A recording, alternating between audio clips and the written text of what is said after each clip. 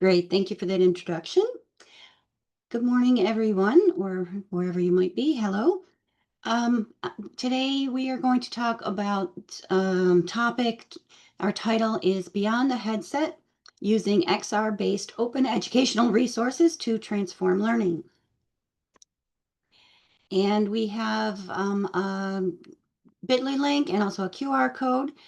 David, one of my co-presenters, will throw that into the chat for you. If you'd like to just follow along with our slides, and then you'd also have all of our contact information if you want to follow up afterwards, and links to some really great resources that we will share with you.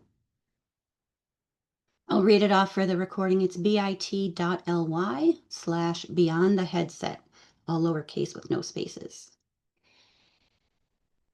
So I am here today with two colleagues who are going to present for you. And my name is Robin Sullivan. My full name is Roberta Robin Sullivan, if you need to find me at the UB directory. And I am an emerging technologies librarian, emeritus status. So that just means that I have recently retired from the University at Buffalo. And my role there has been to assist faculty and students to adopt educational technologies in a meaningful way and help to design courses and teaching practices that will provide impact for student learners. And I have been at UB for about 28 years before I retired. I am now working with my colleague David Anderson, who is going to introduce himself. And I'm also co-presenting with Steve Sturman, person that I first shared an office with at UB. So I'm going to give them an opportunity to introduce themselves, and then we'll get going with the session. So David, do you want to introduce yourself, please? Sure, thank you, Robin. Hello, everyone. I am David Anderson. I am the Chief Development Officer at Impact Allies. We are an independent sponsored research and workforce development office out of Florida. I actually am out of Minnesota, though. I am just north of the Twin Cities metro area. I've been in education for almost 20 years now, and most of that time I've taught biology at a two-year college or some sort of career and technical education organization. But since 2019, I've been diving into immersive technologies, things like augmented virtual reality and 360 media, and really been pushing to see how we can leverage these to increase student learning. So I have two federal grants we'll talk about here in a little bit. So I'm the PI for ConnectXR, as well as the Resource Collaborative for Immersive Technologies. And we'll hear more about what I'm doing as we go through. But Steve, please introduce yourself. Hi, everyone. I'm Steve Sturman. I'm an instructional designer at the University at Buffalo School of Social Work. And over the past 8 years or so, I've been leading efforts at our school to integrate virtual reality into our doctorate in social work program. It's an online program geared towards students who are going to be taking the lead at agencies and providing leadership in the discipline. So as part of that program, we wanted to have them critically think about emerging technologies that they can integrate into their practice. And we feel that VR is one of those technologies that has a lot of potential for the practice of social work. So I've been doing a lot of research and support for faculty, working with them and helping them understand how to integrate XR technologies into their courses in meaningful ways. Great, thank you very much. And there are our contact information on the screen and also links to our LinkedIn page. I encourage you all to connect with us, and we would love to follow up afterwards. So our session today is focusing on partnerships that have been created that are providing significant impacts on learning. Many of you are possibly familiar with the SUNY Innovative Instruction Technology Grants. And they are kind of the reason why this great partnership has emerged between SUNY and some major NSF initiatives that David is leading. So, the SUNY Exploring Emerging Technologies for Lifelong Learning and Success project has evolved for, it's surprising to me, it's been over 15 years. It is still going strong. It is up on Coursera, and you can also access it through the URL on the screen, mtech.suny.edu. That was evolved from one of the very first SUNY Innovative Instruction Technology grants. And through that project, I had made a connection to David Anderson, who is the PI of both the Recite XR NSF initiative and also Connect XR. So he is going to talk a little bit about those projects. We're going to talk about some things that have also made connections with the Innovative Instruction Technology Grant that Steve was a part of, the Trauma Informed Spaces VR app that was created for the UB School of Social Work. And so, kind of, I think the goal of the SUNY IITGs was to provide seed funding for small initiatives that then provide really tremendous impact by creating these partnerships that you're going to learn about in today's session. The links are all in there. If you downloaded the slides, you can also click on them and take a look at them, but we'll encourage you to do that after our session. And with that, I am just going to move and pass this along to David to introduce our projects that we're talking about. Thank you, Robin. I had a similar pathway to meeting Robin as she did, just in a different system.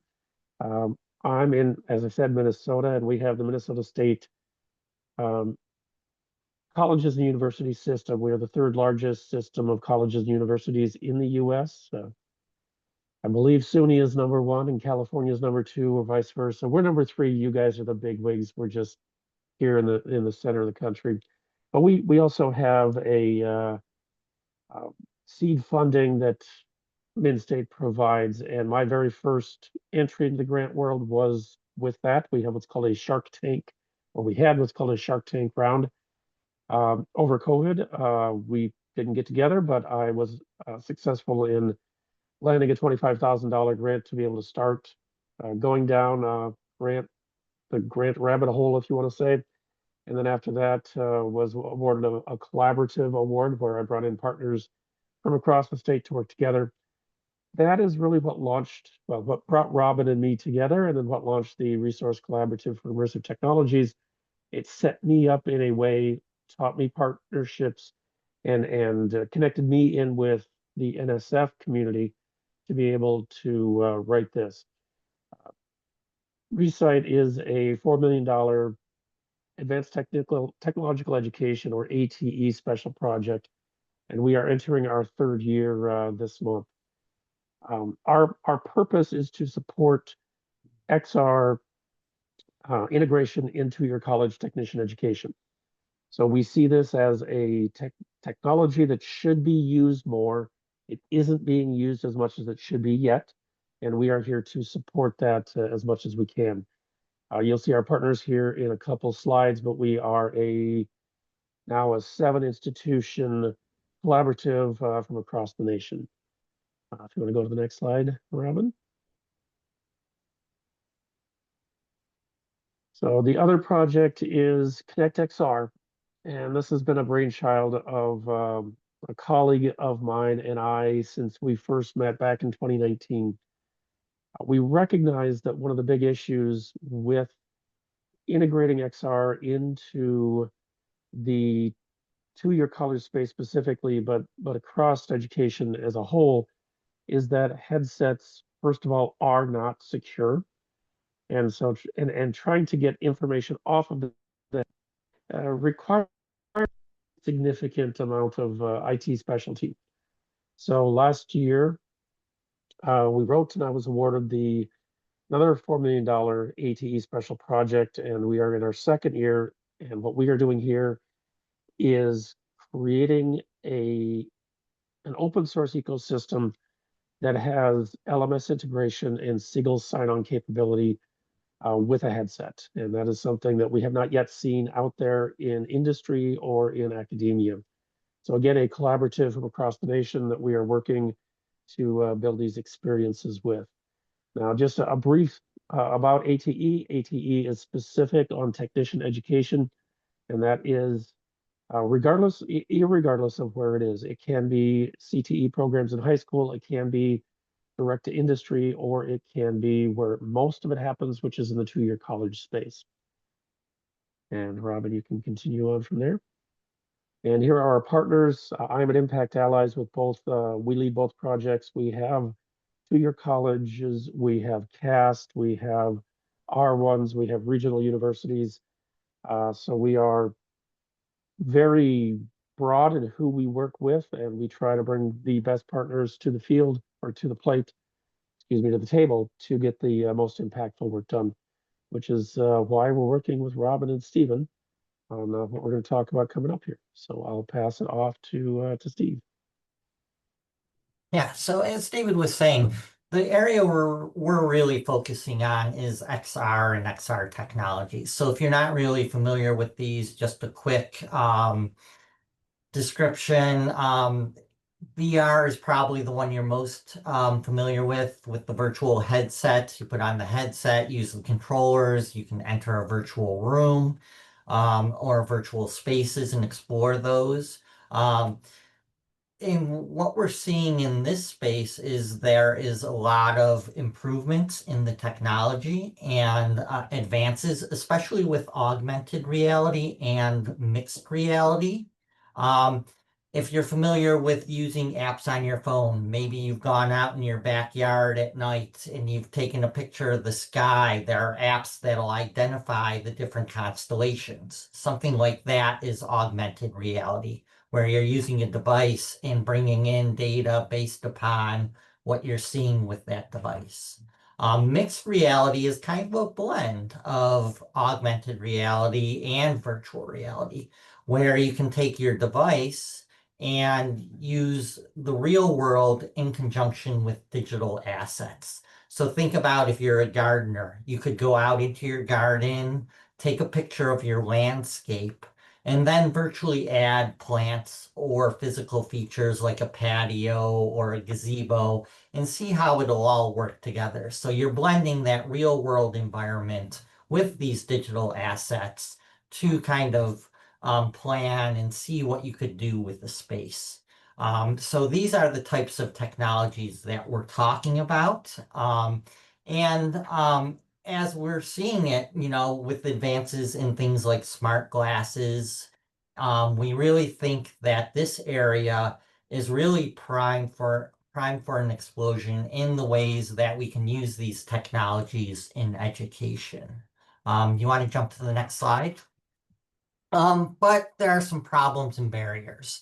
And what we're trying to do with these grants and the projects that we're working on is remove some of these barriers to make it easier for instructors, faculty, to find and use materials. As we know, in the evolving landscape, there are a lot of barriers in terms of just being able to find educational content. So some of the projects that we'll talk about are directly aimed at making educational content that's available more easy to find. A lot of the content is also very platform specific. So there's different types of headsets, and usually those applications are designed to work on a specific headset. And if you don't have that headset, you can't use that specific app. So we're looking at ways to make the materials more cross-platform available, so that if you find something cool on one headset, you have a way to port that out to a different headset and use it.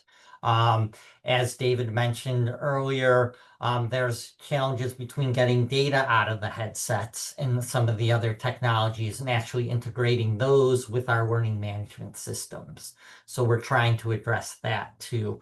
And then, as always, accessibility is a huge consideration. These systems are very visually visually dependent. So how do you design for people who may have visual issues? How do you design for people who might have issues with fine motor skills and can't use the controllers? Those types of things.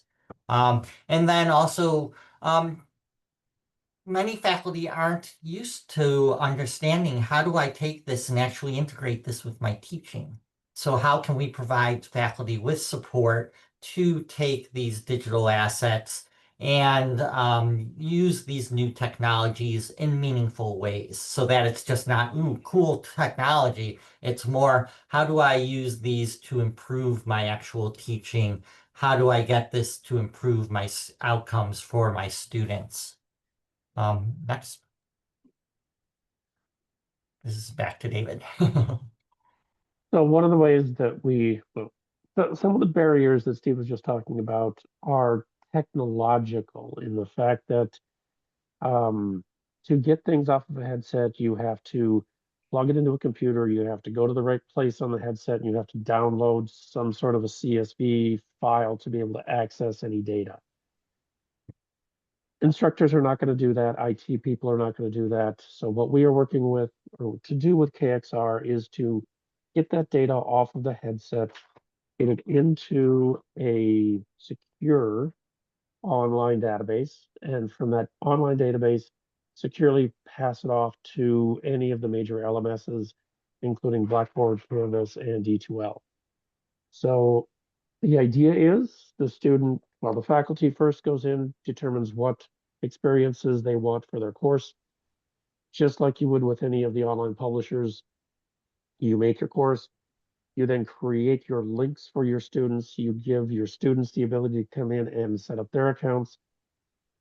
They will be given, they go to their headset, they launch KXR, they put the code in, and that code, the KXR platform then knows what experience it needs to pull in for them, and it feeds that any relevant data back to the database, which then feeds it directly into the LMS. So this is tackling several issues that nobody has really gotten to before. Taking a headset that by design is not secure and making that data secure. So when it's all ready and all complete, and we have about finished up that first year, but we're actually ahead of our timeline on the security side. We'll be able to show that secure streamline from the headset all the way to the elements. And next, Robin. And then from the recite perspective, one of the things that we originally were going to be doing was creating a repository to make anything out there that is openly licensed that works with XR, make it easily findable and easily accessible. Uh, Over the course of us doing that, we also met with the XR, the EDUCAUSE XR work group, and we teamed up and we are developing their OEXR library, which is basically both of us had the same vision. We're calling it the OEXR library as that is what they had published out there in their papers. So we currently have this set up to with a streamlined workflow where vetted developers or 3D modelers would be able to directly upload their 3D models to the, we lost it there, there we go. Directly uploads their model to our cloud storage and it creates the online page that talks about that or describes that model. And we've taken some time to get that right. We're finishing up the alpha testing and we'll be soon handing that off to our beta testing round. The idea being that the more we can have vetted faculty or students or staff at institutions be able to upload directly here, the better off we're going, the more models we're going to get. Once we have that completed, we're working on collecting APKs or the executables that can be put on a headset, WebGL that can be used on a screen-based, as well as 360 media, the 360 photos and 360 videos will be happening in here as well. So that's the OEXR library, which is open for anybody to use. You can download any of the assets that are there. If you are a developer or a 3D modeler, or you have assets that you want to put here, that's where you can connect with me, and we will get you into on that list so that when we get through the beta testing, we can open that up and you'll be able to upload things as well. Robin, if you want to go back to the slide. Actually, I think I'm going to jump in because Are you next there? so Go this ahead. it so this is a really critical part of getting stuff out there. As part of my work and the way I got connected with this, at the UB School of Social Work, we developed our own virtual app. But we really didn't have a way to get this out there to people once it was developed. So if you've ever applied for an IITG, one of the important parts of those proposals is how are you going to take your work and disseminate that? This library makes a great way to get your work out there. As David was saying, it's very easy to submit assets. You can just click in here and there's a form to fill out to submit your asset, or you can email them the content. But really, I think the most important part of this is the library. You can actually search for specific content. So if you're looking for specific subject matter, you can look here for that. Um, but I'm just going to browse really quickly. There's a lot of content here already that you can draw from. There are full-blown applications that you can download and use for your courses. And then there's also other objects that you can use. So if you're developing your own XR experiences, you can come here and grab objects that have already been created by others. So maybe you're doing a technical training and you're looking for some hard hats or other construction equipment because you want to show students how to use that equipment safely, you can grab those assets from the library and dump that into your work. And if you look there, we do have some applications here. The Trauma-Informed Care VR. This is the app that we developed partially with IITG funding. So this has been one of the great ways that we can get this out so that other people can also use it. I'm going to stop sharing, Robin, if you want to go back to the slides. Okay.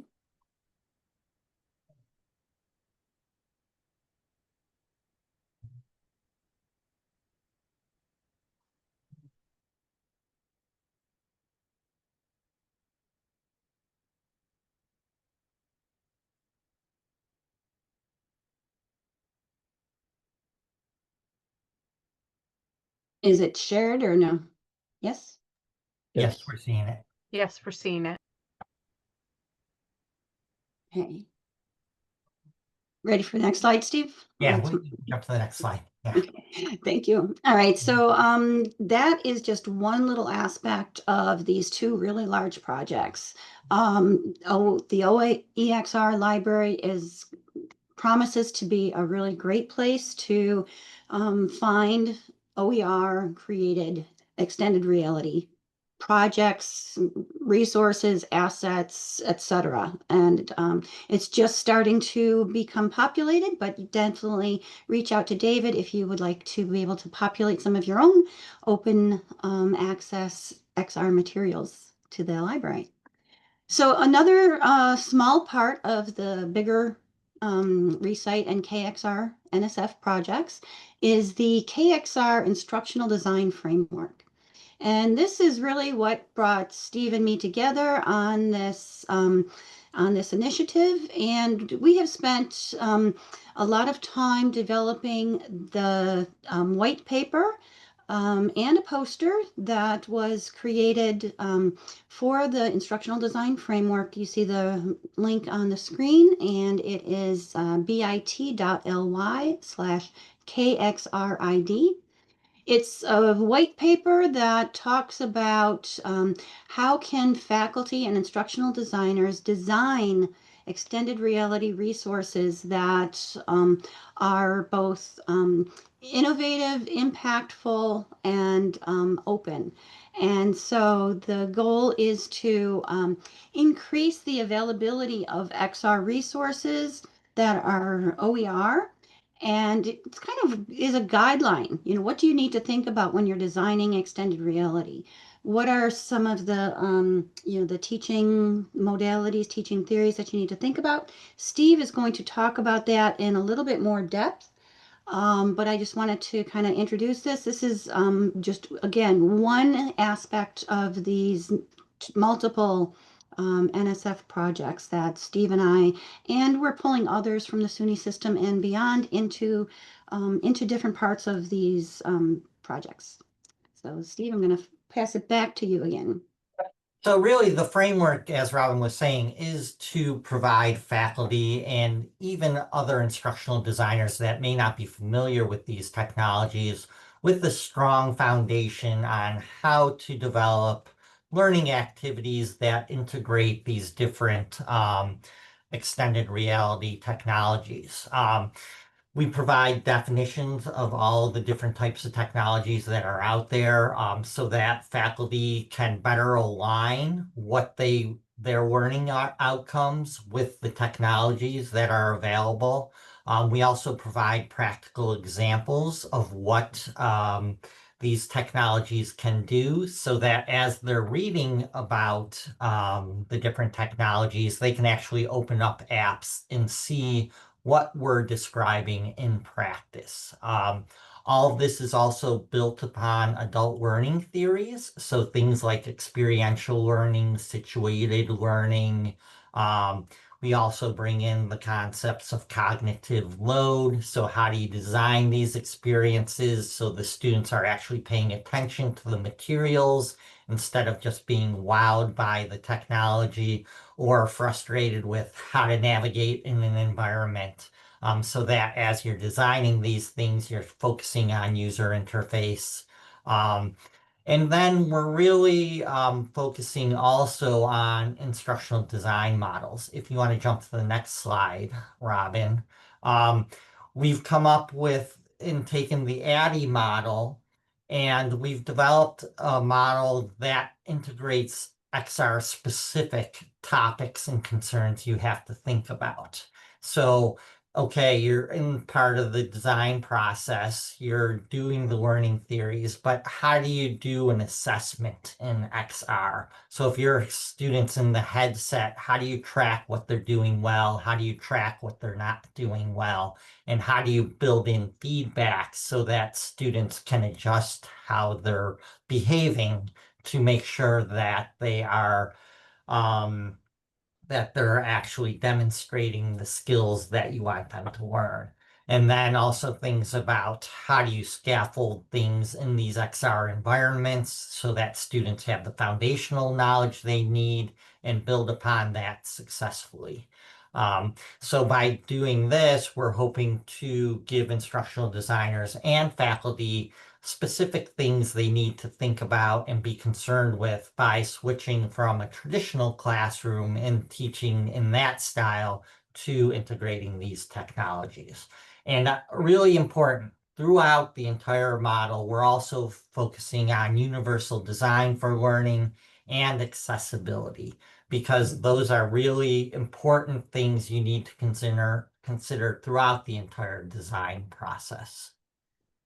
Yeah, and when David was introducing the partners, it's been really great. Steve and I have been able to work with Luis Perez from CAST, and his knowledge on accessibility and thinking about this, these new technologies and how can we make them so that even if you don't have a headset, how do you still get all of the content and the knowledge that is developed through these XR experiences? How can you make sure that that goes to every learner in multiple forms? And so that was just one little aspect that I've enjoyed being a part of, and I appreciate that Luis is a co-author on our KXR framework paper that it's published now in an open access repository, but we are also working to get that published in a peer-reviewed journal and other avenues as well. So Okay, David, this is you again, I believe. Back to me. Thank you, Robin and Stephen. And for those of you that know Robin and or Stephen, this is work that really hasn't been done before. There's lots of instructional design frameworks out there.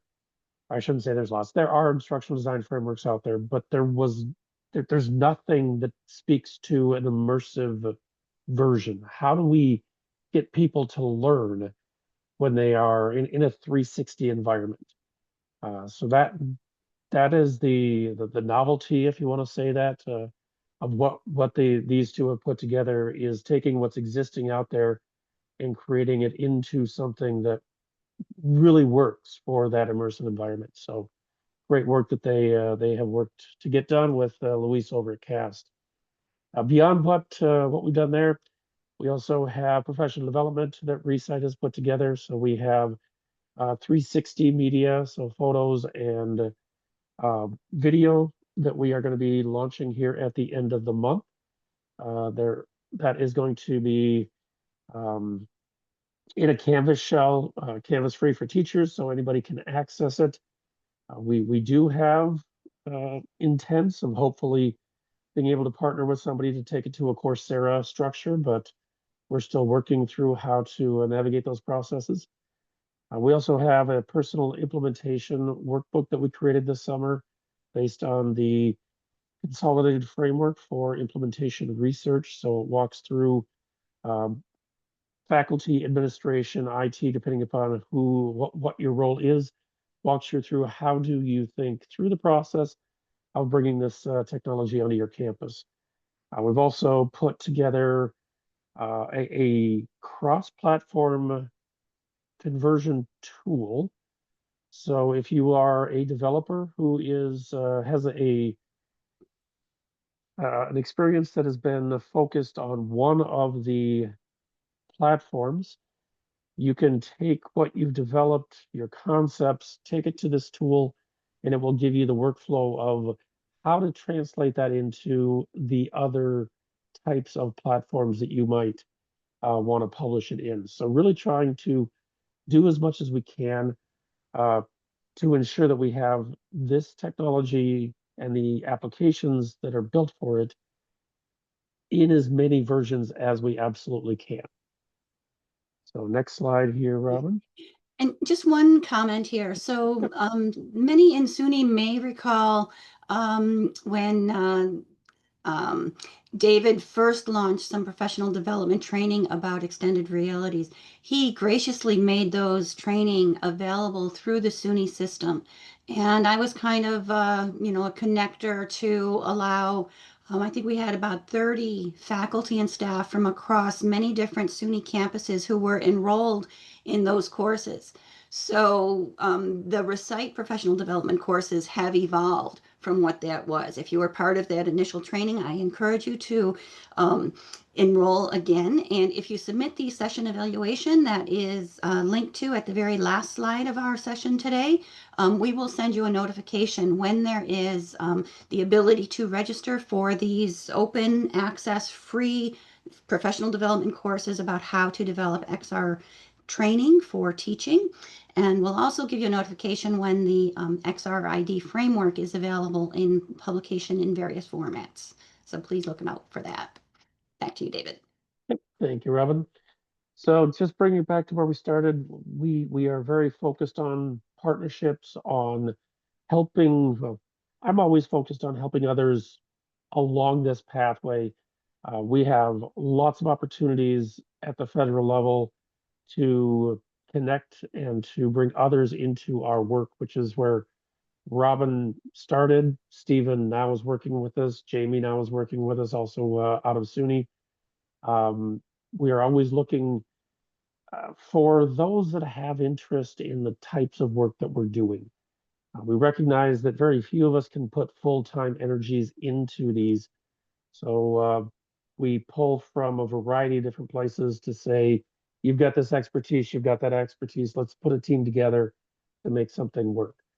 So we definitely are leaning into, and I lean into the XR space, but we're also looking into the AI space because that is also up and it's here, whether we like it or not, and we want to make sure that we are providing the resources to help people utilize it effectively as well. So if you have thoughts or opportunities to collaborate, reach out to Robin or Stephen or myself, and we will make those connections and we'll have discussions.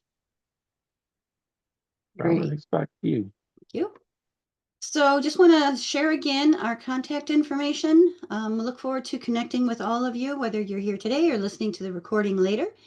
And the Connect XR and Recite are some really great projects that are bringing OER into the next generation. So being able to look at not just a textbook or media resources, this is, extended reality that will promises to bring kind of authentic learning and experiential learning and all types of learning by doing into the hands of students and learners. And by helping faculty become very proficient at designing quality XR media and making them available. That's kind of the critical part.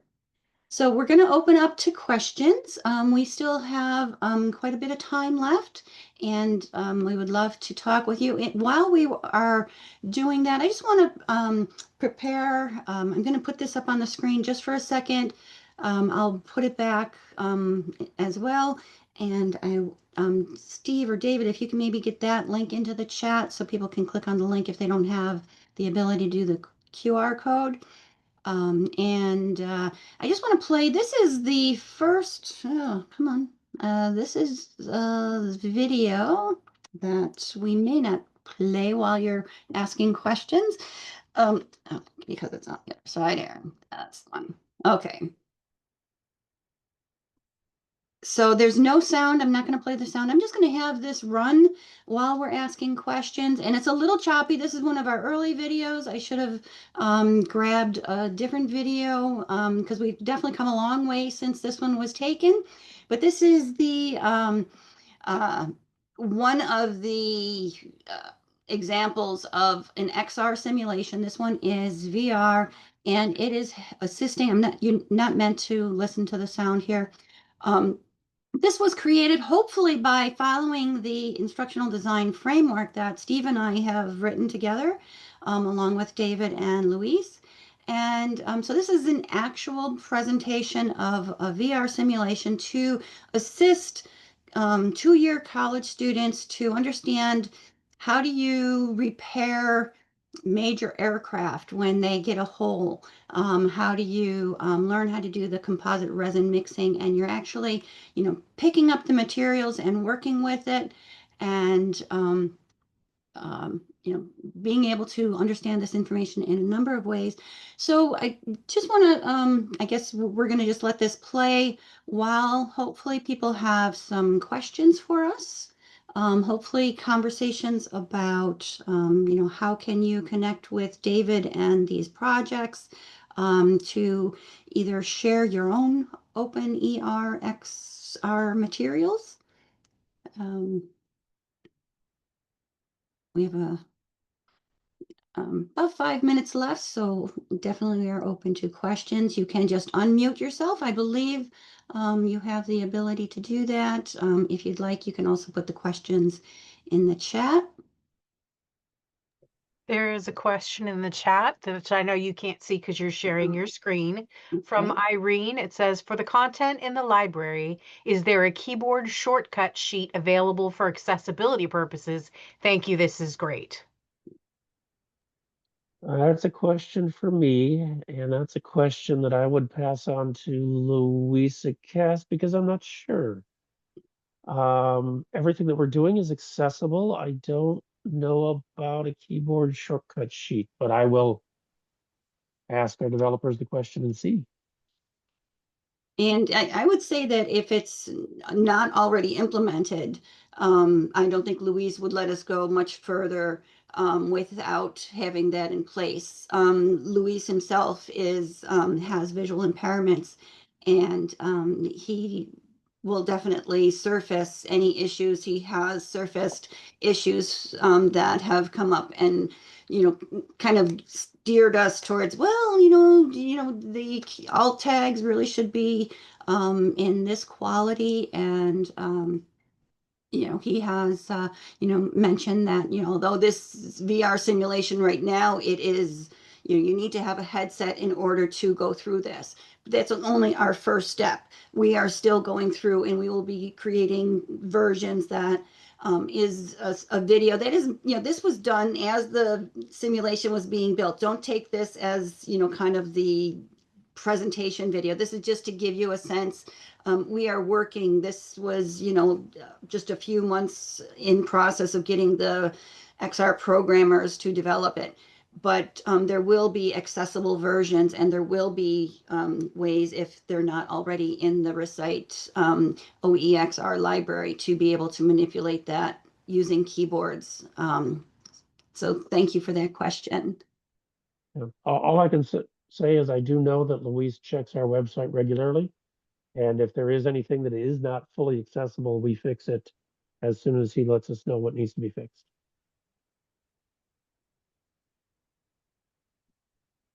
Any other Are there? questions? Mhm. Thank you, Irene, for bringing that up. And Tony, I see that you're on the call. Thank you. Please, keep an eye out for hopefully some of those, the next round of the IITG. I see have a large component about the OER impact grants. And so I can assume that David will be collecting some SUNY partners and submitting through that. We have quite a bit of time to get in there, but thank you for those opportunities.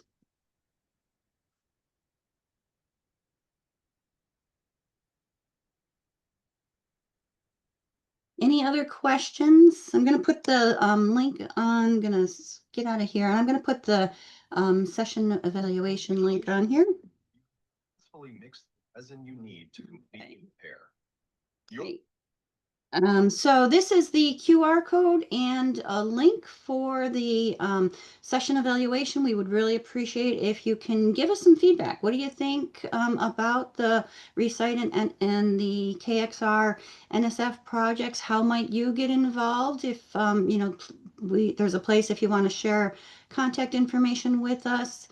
We will definitely send notifications out for when registration is available for the professional development courses that are being developed through Recite.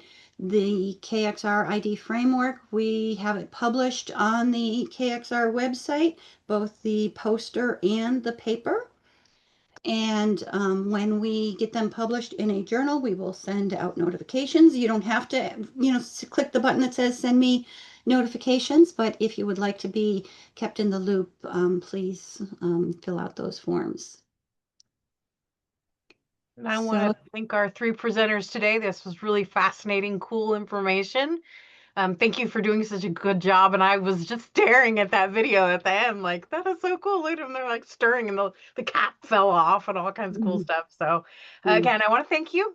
I'm going to stop the recording now so that we can move on to the next segment. But thank you so very much for being with us today.